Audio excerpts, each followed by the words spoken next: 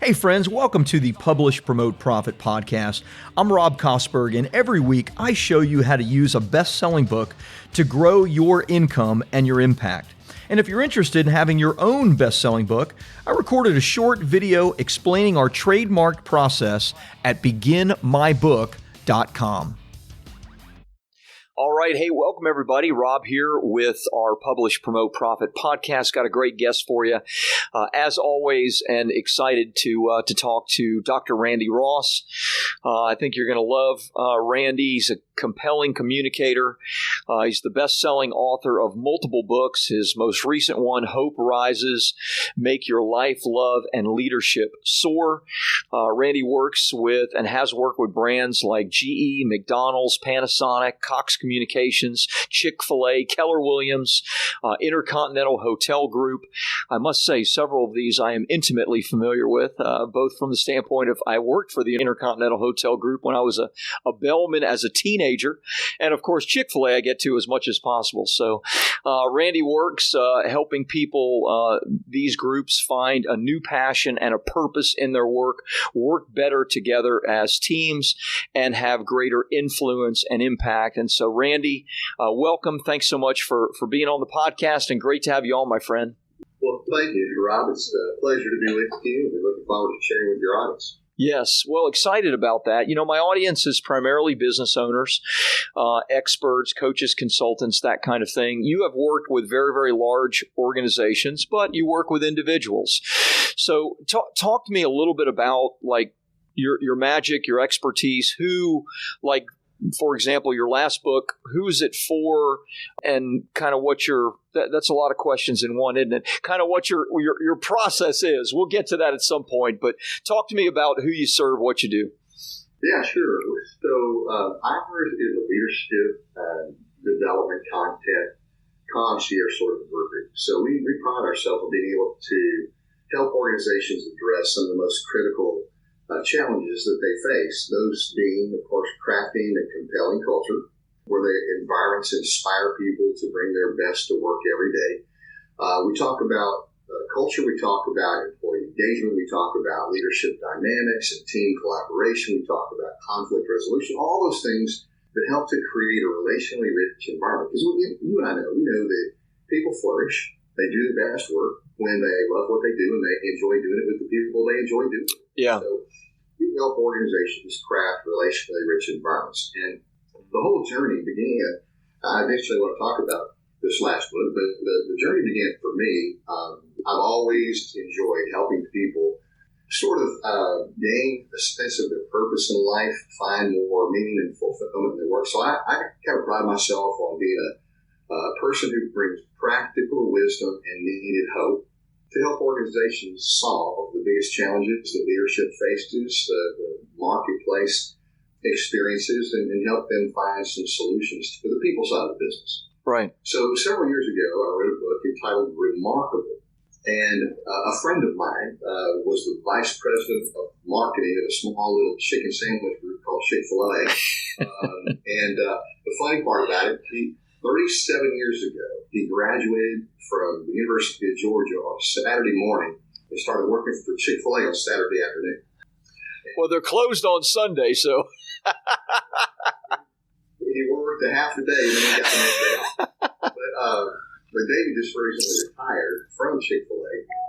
But long, illustrious career. He helped them come up with the cow campaign and all that sort of stuff. Wow. But he was the second person hired in Chick-fil-A's marketing department, if you can imagine that. Amazing. And so David was a friend. He lived in our neighborhood. We attended the same church, and I coached his sons in basketball. And I had this idea for the book. I'd written most of the storyline. And I went to him and said, hey, David, I'm in the process of writing this book. I think it's going to be profoundly helpful for a lot of organizations. But here's my challenge. I don't know how to market it. And I said, would you like to co-author this book together? He goes, that's a great idea. I've always wanted to write a book, but I'm not an author. I don't know how to write. And I said, look, I got that side of it covered. We can collaborate. I'll write it, and then we can collaborate and you can market it. And that's exactly what we did. So, love it. Wrote the book together. It's just one of those things where you say, all right, I know what I know and I know what I don't know, and I didn't know market. And so I sought a friend out to say, hey, would you like to do this together? And the fun part about it was we self-published initially, but it sold so well that a major publishing house picked it up. And so we went with a big boy to help get the message out a little bit further. And they also used it extensively and still do internally at Chick-fil-A. Nice. Because you may know for a while their motto, their mission statement, so to speak, was be remarkable. And so our message of remarkable fit perfectly into that. Wow. The name of our organization is Remarkable. And so that's what we want to help organizations do, is encourage their people to choose to be remarkable in all that they do and leave a mark, an indelible impression on others through stellar customer service and just making someone's day. So that's how we started. We had a manual that went along with that, and that was great. And then we wrote a follow-up book, or I wrote a follow-up book entitled Relationomics. And the same major publishing house picked that up, and they distributed it globally, and we had it translated into several different languages, and that was a fun experience. But then all of a sudden, COVID hit, and a friend of mine came to me, and he challenged me, and he said, Randy, I really think you need to write a book on hope. And I thought, okay, that's a really interesting prospect. Yeah. Because, basically his challenge was, we don't know how long this trench is going to be and how serious. And I think people need hope. Well, Rob, for you and for me, faith is a big part of our background. True. Yeah. But every book I ever read on hope had a strong foundation in faith. And I knew, because my audience is corporate America, that I really couldn't write a book, leading with chapter and verse. Right. So what I wanted to do, and that's just because I have to communicate in a way that obviously organizations can embrace and endorse the message, and it has to be, in their minds, politically correct. So it couldn't be a preachy kind of. Absolutely. Understandable. So I had to adapt the message to a corporate audience. And so I played with this idea. Would it be possible to prove, validate scientifically the power and the impact of hope? And so I combed through over about 200 research papers that were scientifically validated and peer-reviewed. And I was not only encouraged, I was astounded at what I discovered. And so Hope Rises is a book that takes all that information and distills it in a simple layman's language that anybody can understand, and they can embrace it, they can apply it to their life to elevate their hope quotient. So a lot of people don't know how to define hope. They would agree that hope is absolutely essential for emotional health and well-being, but they don't know how to define it. Right. They certainly don't know what to do with it, and they don't know how to increase it.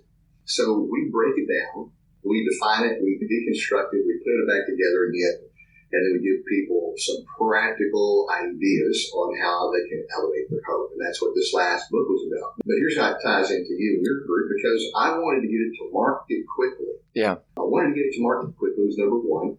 And the regular publishing route takes, a good 18 months, 2 years. And I didn't want to miss the window of opportunity. Right. It was a message I wanted to get quickly into the market.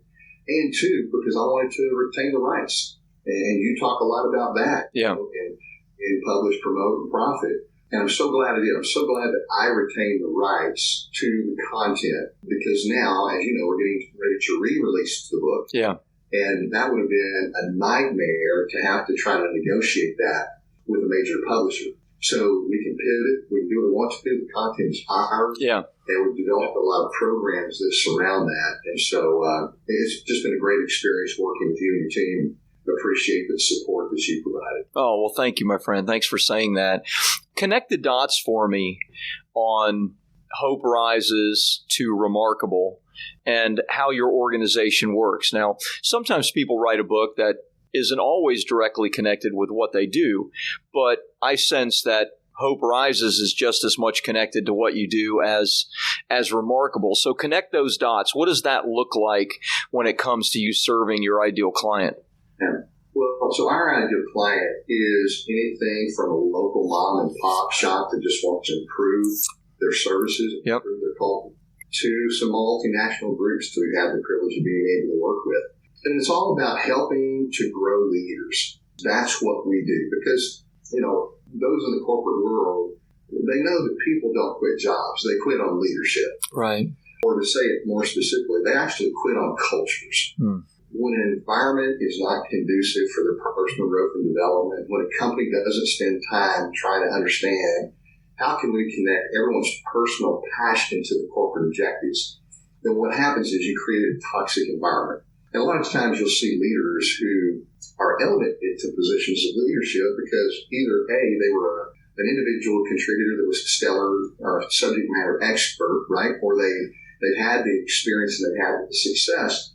Doesn't necessarily mean that they know how to lead people well. Right. So what we do is we go in and we provide leadership content that encourages and equips people to become leaders worth following. In other words, how do they position themselves beyond just the service and the product? How do they position themselves to create a relationally rich environment where people can thrive and excel and be connected? And man, there's no message. I mean, it's more important right now because we're in the midst of what many have called the Great Resignation. Right. It's the great disconnect, but from my standpoint, it's the great awakening. I think corporate America is waking up to the fact that if they don't take care of their people, they won't stay. Right. And people are waking up to the fact that, hey, I don't have to work in an environment that I don't like. I can either work for myself, or I can go to an organization whose values and purpose more completely align with my own, a place where I can enjoy life more. Right. So it is a great awakening. And what we're trying to do is to provide content, leadership development material that organizations can use. So we do a lot of keynote addresses for corporate events, be that a national meeting or a sales meeting or even a small executive leadership retreat. We do live engagements. During COVID, we pivoted like everyone else, and we tried to become masters of virtual presentation. And then both because of your encouragement, but also because of some things that I was thinking about, our team was thinking about, we also put a lot of our content on a digital platform. And so now we have the capacity to deliver content live. We got the capacity to deliver it virtually. Right. We have async training. So, we have the opportunity to make all that available. But all the messages are consistent. So Remarkable talks about corporate culture. And we've had the opportunity to work with some wonderful organizations that understand the importance of that. Relationomics is kind of the follow-on how-to book. So very practical ideas, not only the principles, but the practices that organizations can put into place to craft a remarkable culture. And then Hope Rises comes behind that, and it layers in on top of that. How do you build optimistic, positive, creative, hopeful teams? Gotcha. Here's the fun part, a lot of leaders have been probably unwittingly taken into this concept that hope is not a strategy. Yeah. Everybody's heard that. Sure. But I would say, I would contend that hope is actually your best strategy. That's contrary. I like it. Here's the thought, is that what endeavor or worthy pursuit is ever going to be successful if the people who are involved in it are hopeless. Sure. Of course. So any strategy, no matter what you do, if it's not infused with hope, it's not going to work. Right. If you don't believe it can happen, you don't have a means to get there. So that's the message of hope. Now here's what's curious to me. I think we missed the mark on the first title. Hope Rises. I love, and you teach this, and I think it's brilliant. That you want a short, captivating, catchy title, and you teach that in your workshop, and I agree with that. But as much as I like sort of the metaphor of rising with hope, people kept coming back and going, what kind of book is this? Right. Is it a fiction book? Is it a nonfiction book? Right. Is it self-help? Yeah. What is it? And even though it says make your life, love, and leadership soar, it just wasn't specific enough. So that's one of the things, if people are listening, I would challenge them, man, just don't short circuit that process. Yeah. Of really thinking through your messaging and your marketing So with your help, with your team's help, we went back to the drawing board, and we're going to re-release this with Good. a new title. And the new title is going to be Fireproof Happiness. Fireproof Happiness. Extinguishing Anxiety and Igniting Hope. Oh, I love that. That's fantastic. Very descriptive subtitle. And, honestly, you're not going to be as confused about the quality of the content and what the focus is. I love it. Great. It's going to be, we're going to throw it back out into the marketplace and see if we can get a little bit more mileage out of it. We massaged a little bit of the content. But it's basically the same message. Yeah. I love it. Fantastic. That's probably a good segue. As I mentioned to you, our listeners are business owners, coaches, consultants, experts that want to write a book and ultimately use that book in some way to grow their business, grow their authority in the marketplace, that sort of thing. Talk to me about how you've used your books from Remarkable all the way to Hope Rises and now the rebrand of it. How are you using your books? Any specific stories? Like, what is your focus as far as the book helping you to get more of what it is you want in your business? Well, great question. The first thing I would say is, if you're considering writing a book, do it. I wish that I had started a long time ago. I wish I'd understood the impact of it. Many years ago, we thought that we could get our message out there through social media and videos. So we created a massive library of videos, which we still use today. And it's a great resource. But it's hard to really explain how much credibility is brought to your brand, how much credibility is brought to you as a speaker or coach or consultant. As you said over and over again, and I want to make this clear to your audience, don't expect to make money off the book. You're not going to sell that many books, but it's a calling card extraordinaire. Yeah. And it's a calling card that you put in the hands of the right people will open up doors of opportunity. And that's what happened with us. One of the things you want to do is quite distinctly and clearly identify your target audience. And I'm not going to take people through your course because that's what your course is about, but you have to know who your audience is and then craft your message specifically for them. But when you do that and you make it specific and it's helpful in its content, for us, being able to place Remarkable in Chick-fil-A as a training tool. Now, they've got tons of training tools. Yeah. Ours is only a wide variety. But all the owner-operators, they warehouse books at Chick-fil-A that their owner-operators can get access to for themselves and for their teams. So just to have that sort of stamp of approval on it is tremendous. And we were fortunate to get Kathy, the founder, to write the foreword to the book. Tremendous. Which obviously you talked about a lot as well. And then with Relationomics, many of your readers or your listeners may know Ken Blanchard. Mm-hmm. And Ken Blanchard wrote the foreword to Relationomics, and we were grateful for that as well. But we use the book as a calling card that gets us in the door that within gives us the opportunity to get speaking engagements. Yeah. And again, sending the book out free. Yeah, give me some specifics, Randy, if you could. So when you say we use it as a calling card, like what specifically are you sending the book to conferences that may need a speaker, or like give me the lay of the land, the specifics if you could. Yeah. So one of the things that we do is we send out, if we're targeting a group where we think that we may have interest in trying to get on in their mix when it comes to an event, we'll send a copy of the book to the decision maker or several decision makers within the organization saying, hey, we know you've got an event coming up, please consider us. And I can't tell you how many times people call back, even though they have event planners and they've got, their internal team putting it together. Send a book to a key leader. And sometimes it doesn't pay off immediately. It may be a year or two. Yeah. Yeah. As a matter of fact, I booked an engagement last week, a major engagement coming up in September with an individual who got a copy of my book 3 years ago. Wow. From his colleagues. Love it. But it gets passed around. Somebody reads it. They go, wow, that's a great message. No one throws it away. You send it cold, no one throws it away. It will sit on their desk. I love that. I mean, or maybe on their bookshelf. Yeah. And may not produce immediate results. Right. Bang for the buck is one of the best things that you can do. Yeah. And so to send a copy of the book, but then when we get an engagement, we try to encourage at each one of those engagements for them to purchase a copy of the book for everyone in attendance. Yeah. And that, I'd say probably 90% of the time, they agree to do so. Yeah. As a takeaway, as a giveaway from the event. I, a long time ago, kind of moved away from tables at the back of the room. I don't like that. Yeah. If people decide to do that, that's great, but I don't want to ship books. Be responsible for selling them, pack it up, whatever we else sell, and ship back.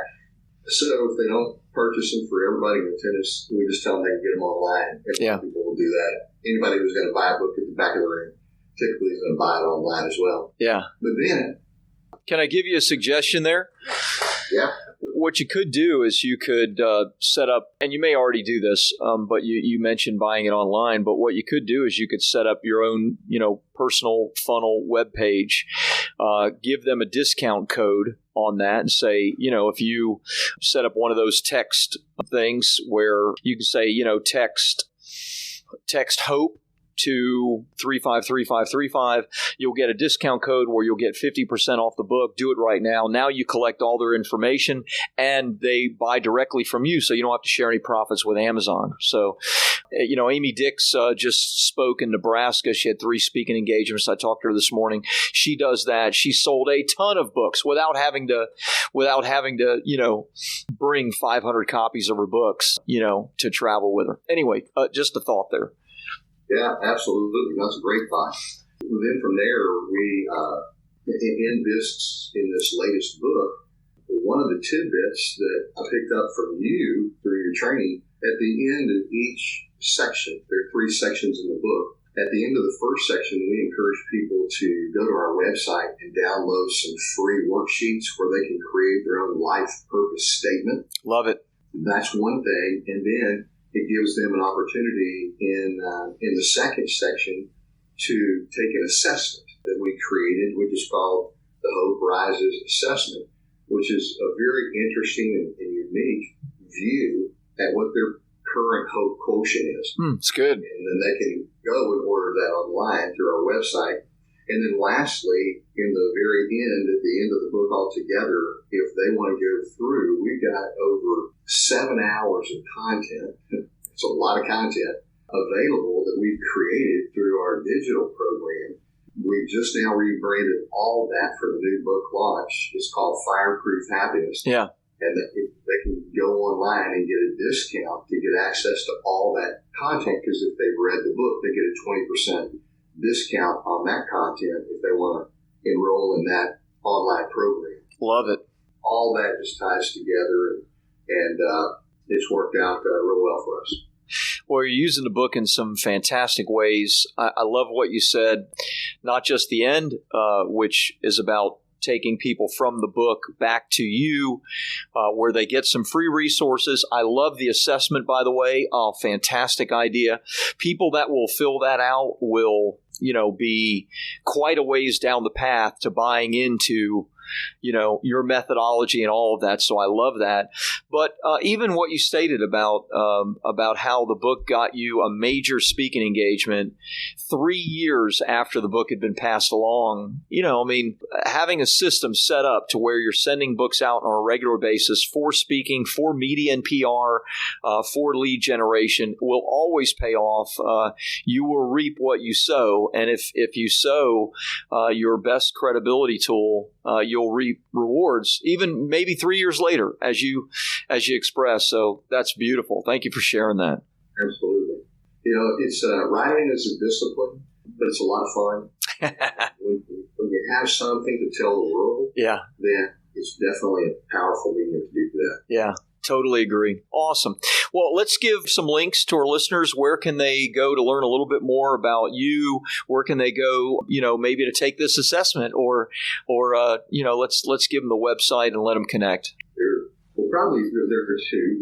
I have an individual site for my own speaking, which is Dr. just Dr. no period, drrandyross.com. Great. So drrandyross.com is my personal speaking website. Then our corporate website is createremarkable.com.